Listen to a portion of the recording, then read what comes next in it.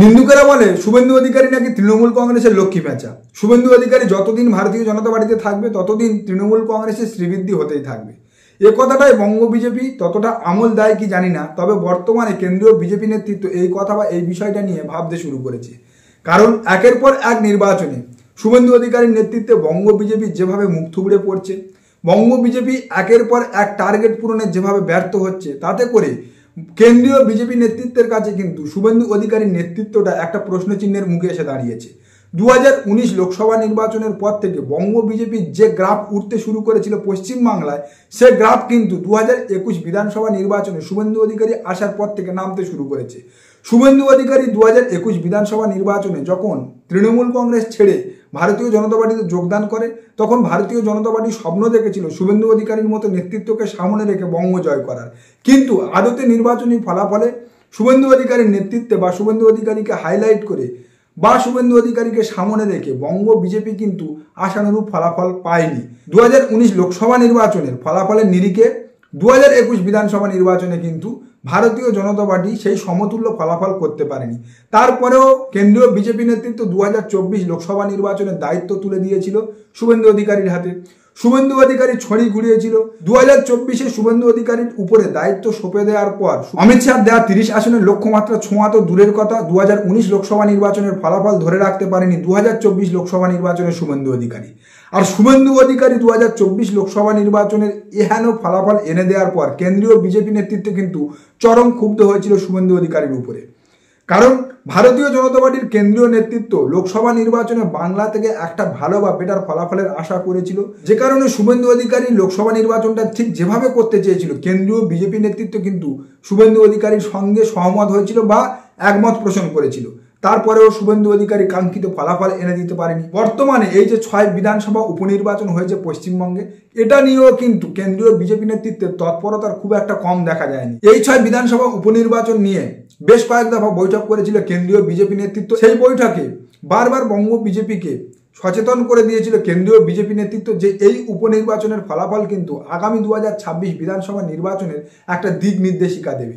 পশ্চিমবাংলার মানুষের মনে কিন্তু এই উপনির্বাচনের ফলাফল একটা বড় দাগ কাটবে, আর যার প্রতিফলন কিন্তু দেখা যাবে 2026 বিধানসভা নির্বাচনের ভোট ব্যাংকে। সেহেতু কেন্দ্রীয় বিজেপি নেতৃত্ব বারবার টার্গেট বেঁধে দিয়েছিল যে অন্তত যে আসনটা ভারতীয় জনতা পার্টি জিতে আছে মাদারিহাট, সেই আসনটা যেন ফলাফল ধরে রাখতে পারে তারা, আর বাকি যে আসনগুলোতে তৃণমূল কংগ্রেস জিতে আছে সেখানে যেন মার্জিনটা কম করতে পারে, অর্থাৎ হারের মার্জিনটা যেন তারা কম করতে পারে। কিন্তু এই 6 বিধানসভা উপনির্বাচন নিয়ে বঙ্গ বিজেপি নেতৃত্বের মধ্যে যে চরম গাফিলতি দেখা গিয়েছে, এমনকি নির্বাচনের দিনেও বঙ্গ বিজেপি নেতৃত্বের মধ্যে যেভাবে হালকা চালে নেওয়ার একটা মনোভাব বা মানসিকতা উঠে এসেছিল সংবাদ মাধ্যমের সামনে, তাতে করে কিন্তু কেন্দ্রীয় বিজেপি নেতৃত্ব চরম ক্ষুব্ধ হয়েছে।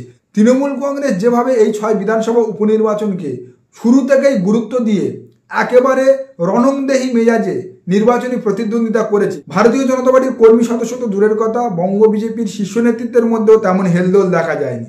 শুরু থেকেই যেন একটা আলগা চালে বা হালকা মেজাজে তারা নিতে শুরু করেছিল এই উপনির্বাচনটাকে, আর যার ফলস্বরূপ এই উপনির্বাচনে কিন্তু একটা বড়সড় ধাক্কা খেতে চলেছে বঙ্গ বিজেপি।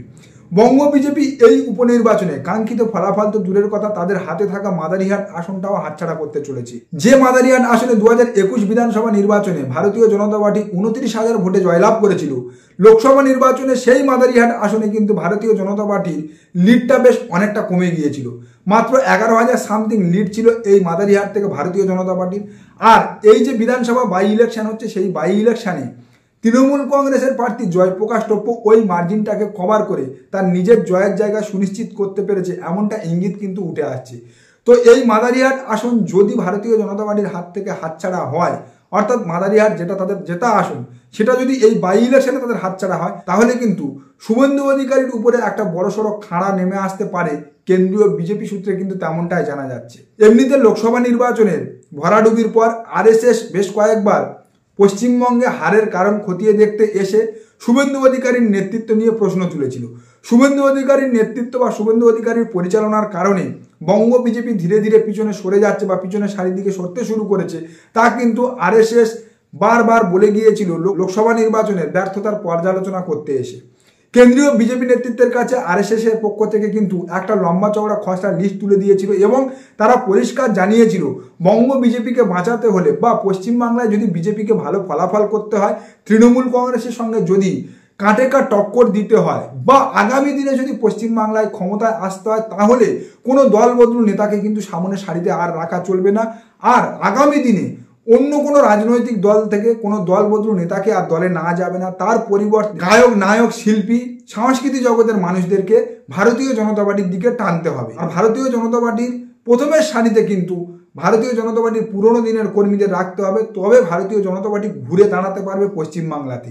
কেন্দ্রীয় বিজেপি নেতৃত্ব সেই কথাটাকে তখন ততটা গুরুত্ব না দিলেও বর্তমানে যখন 1 কোটি সদস্য সঙ্গে টার্গেট পূরণে বঙ্গ বিজেপি একেবারে ব্যর্থ, শুভেন্দু অধিকারীকে মুখ করে 2021-এ বঙ্গজয়ের স্বপ্নে মুখ থুবড়ে পড়েছিল কেন্দ্রীয় বিজেপি নেতৃত্ব।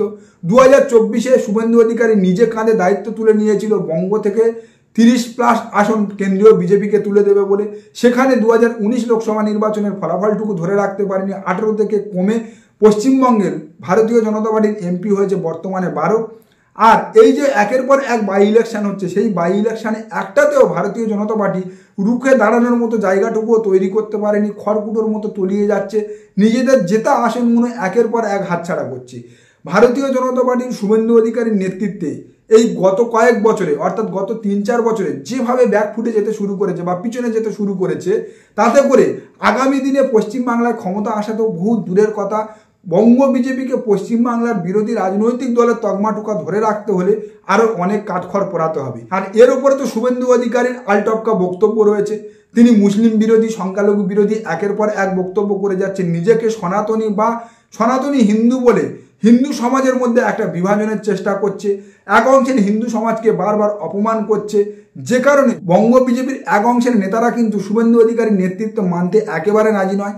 শুভেন্দু অধিকারীর কথা মতো বা শুভেন্দু অধিকারীর ডিরেকশন মতো তারা চলতে রাজি নয়। আর শুভেন্দু অধিকারী তৃণমূল কংগ্রেসে থাকার সময় যেমন দাদার অনুগামী বা নিজের অনুগামীর একটা আড়াআড়ি বিভাজন তৈরি করে নিয়েছিল নিজের ফেভারে, ভারতীয় জনতা পার্টির মধ্যেও ঠিক তেমন একটা কিন্তু আড়াআড়ি বিভাজন তৈরি করে নিয়েছে নিজের ফেভারে। আর যে কারণে বর্তমানে শুভেন্দু অধিকারীর যেটোকা জনপ্রিয়তা, সেটোকা কিন্তু ওই যে শুভেন্দু অধিকারীর দাদার অনুগামী বা দাদার ফ্যান ফলোয়ারদের মধ্যে।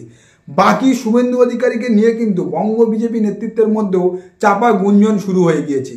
কেন্দ্রীয় বিজেপি নেতৃত্ব একের পর এক নির্বাচনে ব্যর্থতা, একের পর এক টার্গেট পূরণে ব্যর্থতা, যেভাবে ধীরে ধীরে উত্তরবঙ্গেও জমি হারাচ্ছে ভারতীয় জনতা পার্টি, তাতে করে আগামী দিনে অর্থাৎ 2026 বিধানসভা নির্বাচনে ভারতীয় জনতা পার্টি শুভেন্দু অধিকারীকে মুখ করে নির্বাচনী লড়াই লড়বে কিনা সেটা নিয়ে কিন্তু ইতিমধ্যে ভাবনা চিন্তা শুরু হয়ে গিয়েছে।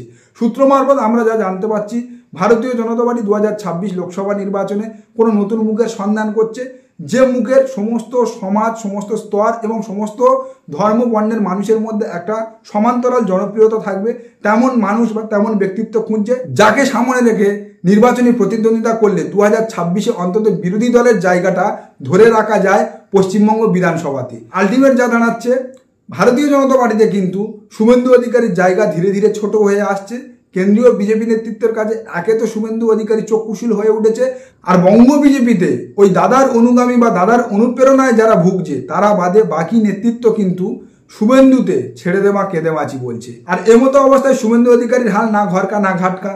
মাঝখানে আমরা একটা জল্পনা শুনেছিলাম শুভেন্দু অধিকারী নতুন দল তৈরি করতে চলেছে, সে চেষ্টাও তিনি খানিকটা চালিয়েছিল, সেখানে ব্যর্থ হয়েছে। তো এখন ভারতীয় জনতা পার্টিতে পড়ে থেকে পা চাটা বা পা ধরে পড়ে থাকা ছাড়া শুভেন্দু অধিকারীর দ্বিতীয় কোনো রাস্তা আছে বলে অন্তত রাজনৈতিক মহল মনে করছে না।